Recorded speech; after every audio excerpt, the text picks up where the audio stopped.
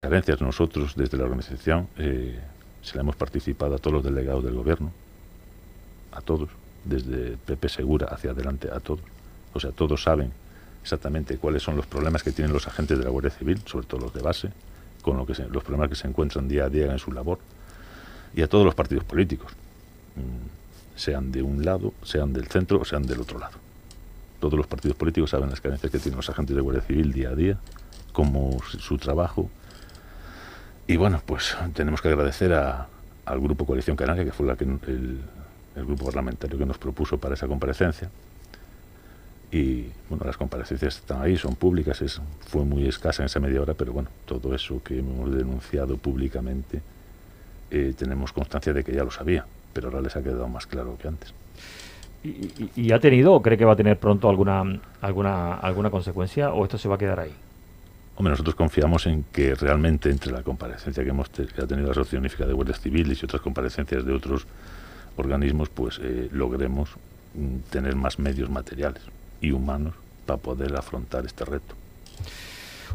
Cuando se habla de la participación de la Guardia Civil en la cuestión migratoria, en tareas pues muchas veces de salvamento, se piensa en la patrullera, pero hay otras actuaciones que tienen que ver también con la problemática de las migraciones procedentes de África, porque también se llevan a cabo en tierra. También están ustedes ahí para cuando pues esa patera, pues en fin, atisba o arriba, mejor dicho, en tierra. Muchas veces intervienen ustedes a la primera. Y luego está todo lo que ocurrió en su momento en el muelle de Arguineguín, que ya sabe usted que desde el punto de vista judicial ha quedado exactamente en nada. ¿Qué observancia hace de todo esto que acabo de plantearle? Bueno, todo el tema de inmigración tiene mucha gente trabajando detrás. Están todos los compañeros de inteligencia, servicios de información, policía judicial, los compañeros de las centrales que se dedican a localizar en alta mar embarcaciones, los de resguardo fiscal y los de seguridad ciudadana, que son los primeros en atender a los inmigrantes cuando llegan a la costa e intentar salvarlos, como lo he dicho en Órzola, el último caso de naufragio. Y bueno, referente a lo del muelle de Arguineguín, pues poco le puedo decir. La justicia ha tomado una decisión y no seremos nosotros los que la pongamos en duda. En aquellos momentos cuando se producía la saturación o sobresaturación del muelle de Arguineguín, con personas que desde luego no vivían en las mejores condiciones, porque estuvieron allí mucho tiempo hacinados, prácticamente sin atención, en fin, de las mínimas medidas de limpieza, incluso de alimentación, también algunos problemas. Hubo mucha política de por medio, por cierto, en aquel momento, pero también había un impedimento de que se pudiera acceder al muelle de Arguineguín, pues en fin, para poder, en fin, tomar imágenes. Hablo de los medios de comunicación. ¿Qué le trasladaban sus compañeras, sus compañeros de lo que ocurría ahí? Bueno, ahí nosotros siempre hemos dicho que parecía que no se estaban cumpliendo los derechos humanos, y de hecho hubo parlamentarios que accedieron allí y vieron que bueno, que se tenían detenido más de 3 días en un lugar que no guardaba las medidas idóneas. Después se realizaron traslados a instalaciones donde, bueno, pues debido a la pandemia se utilizaron complejos hoteleros. Nosotros hemos tenido muchos problemas en el municipio de Mogán. De hecho, la Asociación Unificada de Guardia Civil le solicitó que se trasladara al Grupo de Reserva y Seguridad número 8, que tiene sede en Tenerife, a Gran Canaria, para poder atajar esos episodios violentos que ocurrían y donde en varias ocasiones sufrimos agresiones por parte de los inmigrantes, los agentes que intentábamos mediar para que no hubiese revueltas dentro de los complejos por temas de comida o de alimentación y cosas así, con los propios monitores que controlaban esos centros. Entonces, bueno, no ha sido una tarea fácil ni para la Guardia Civil, ni supongo que para el gobierno tampoco, porque la situación que teníamos en aquellos momentos no era fácil. Pero todo eso ha cambiado ahora. La situación es diferente. Al final se ha facilitado de alguna forma la derivación de las personas de una manera discreta, como le gusta decir, en fin, a las autoridades competentes.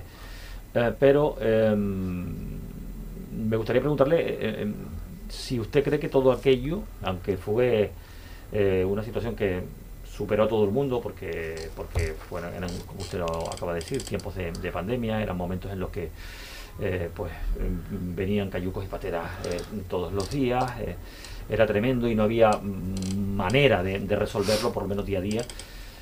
Pero ¿usted cree que todo esto que se ha hecho después, esas derivaciones discretas, esa manera en fin, de ir enviando a la gente fuera, a la península, incluso a otros países, ahora con la reactivación de las derivaciones o del regreso o de las repatriaciones de migrantes, sobre todo después de la situación que se ha generado con Marruecos, ¿usted cree que todo eso se podía haber resuelto mucho antes? Es decir, que todo esto que se ha actuado ahora, no me refiero al tema de los vuelos de regreso de migrantes a Marruecos, porque ese acuerdo evidentemente no estaba, pero sí otras cuestiones como esas derivaciones o acondicionar los centros, todo esto se podía haber hecho mucho antes. Pues no nos corresponde a nosotros contestar a esta pregunta, pero lo que sí le puedo decir es que a nosotros todo esto nos ocasionó unos grandes perjuicios, porque nosotros nos hemos estado jugando la vida en el municipio de Mogán cada vez que teníamos que actuar. De hecho, nosotros hemos visto volar microondas, neveras, o sea, sillas que nos tiraban desde las azoteas y desde los balcones de los complejos. Entonces la integridad física de los agentes de Guardia Civil se vio en peligro en muchas ocasiones en ese municipio. Pero eso era generalizado. No puede ser generalizado esto. No puede ser una actuación en la que realmente hubiese un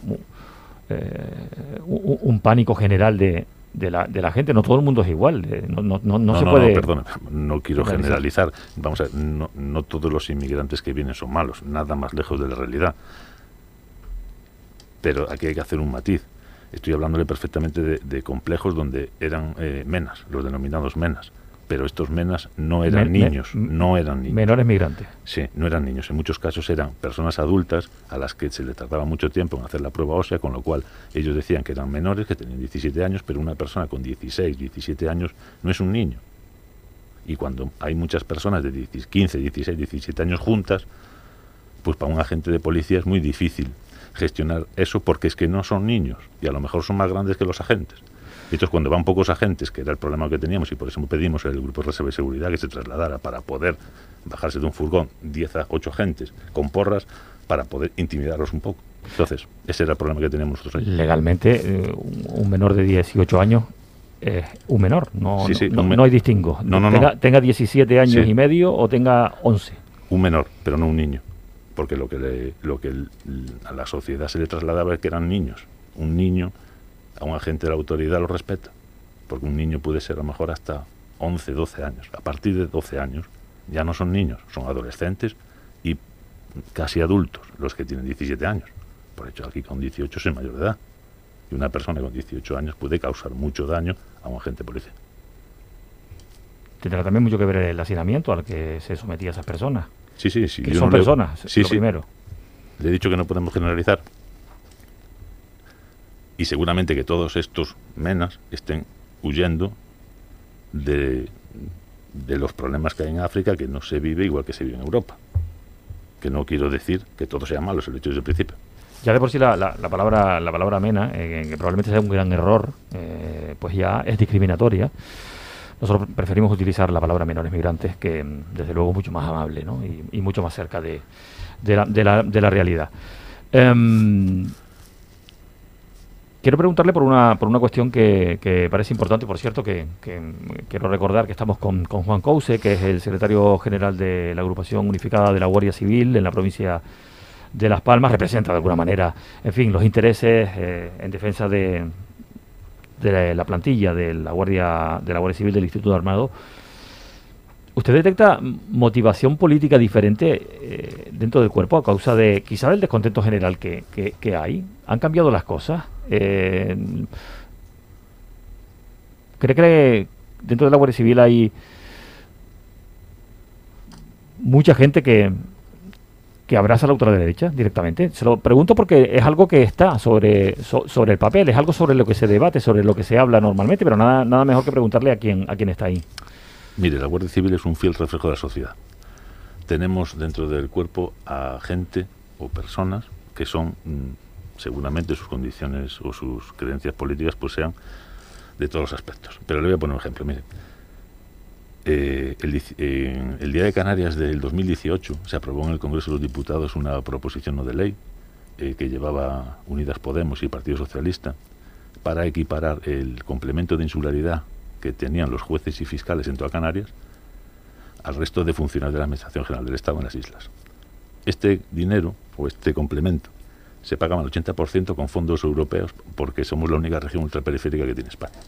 Y esto se aprobó la víspera de la moción de censura al presidente Rajoy. Desde aquellos tiempos que van a cumplirse 4 años, el gobierno actual se ha olvidado de esto. Con lo cual, pues muchos funcionarios creen que han sido engañados. De hecho, le digo más. La Asociación Unificada de Guardias Civiles rompió relaciones institucionales con el gobierno por el ninguneo que tenía o que tiene con los agentes de Guardia Civil, debido a que conseguimos que Coalición Canaria presentara una enmienda a los presupuestos generales del Estado para que se le abonara a los guardias civiles un complemento de territorialidad. Territorialidad que la Policía Nacional viene cobrando en toda España desde 1995. Estamos hablando de un complemento que tienen los policías nacionales desde hace 27 años y que a nosotros no se nos quiere pagar. Si a eso le sumamos que un policía nacional cobra un plus de turnicidad por trabajar a turnos de 120 euros más, que trabaja 3 días menos al mes que un agente de Guardia Civil, y que los agentes de Guardia Civil no tenemos turnos de trabajo, aunque hay una normativa de 2015 que le obliga a la Guardia Civil a aplicar turnos laborales de mañanas, tardes y noches con unas cadencias fijas, pues nos sentimos totalmente engañados. Entonces la Asociación Unificada de Guardias Civiles rompió relaciones institucionales con el gobierno. Pero eso es suficiente para que haya un caldo de cultivo de la ultraderecha que dentro de la Guardia Civil, que sería tremendamente injusto decir que ahora resulta que la Guardia Civil es de Vox. No estoy diciendo eso.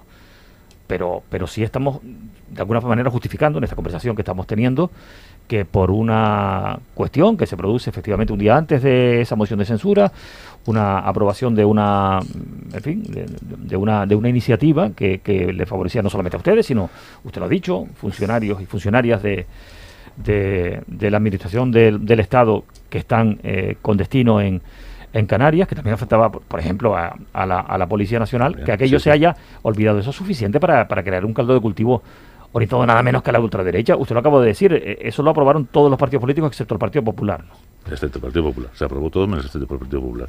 Pero yo no creo que sea el caldo de cultivo. Le estoy poniendo varios ejemplos que a lo mejor han incitado a lo que usted está diciendo de que se cree que los agentes de Guardia Civil son más de la extrema derecha. Yo tengo compañeros que son de la extrema derecha, otros que son de la extrema izquierda, de centro, de más a un lado, más al otro, pero no notamos esa deriva que usted dice, pero pudiese ser. No le voy a decir yo que no sea, pero sí le estoy diciendo unos casos en los cuales el partido del gobierno pues sí que nos ha olvidado. Entonces pudiese ser que esos olvidos del gobierno pues inciten a que la gente crea que con otros partidos pues puedan mejorar, pero no creo yo que las ideas, de hecho les voy a decir, los agentes de Guardia Civil nos debemos al cumplimiento de la ley y al respetar los derechos de todos los ciudadanos españoles.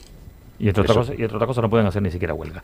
Le pregunto por volver al tema de los medios, ¿verdad?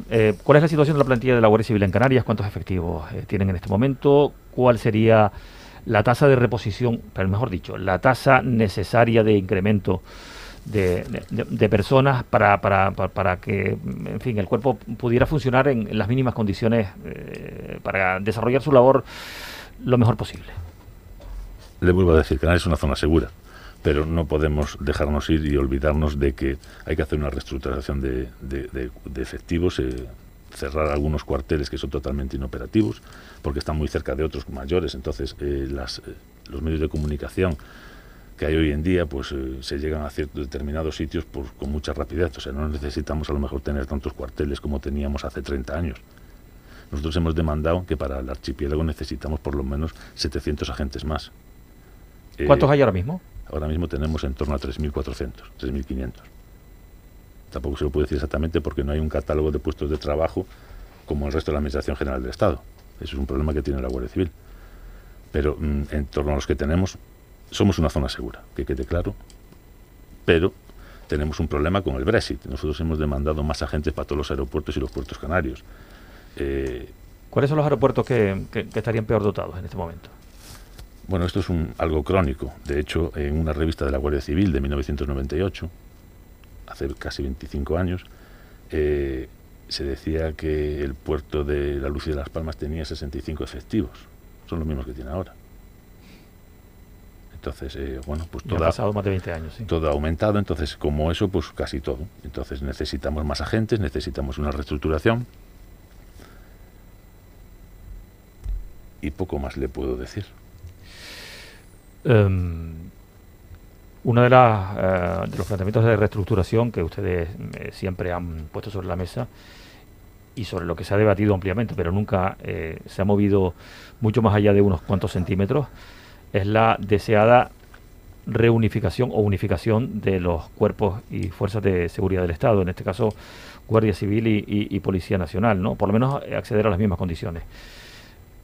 ¿Cómo de lejos ven ustedes este acuerdo? Bueno, pues esto es algo que tiene que determinar el gobierno de turno.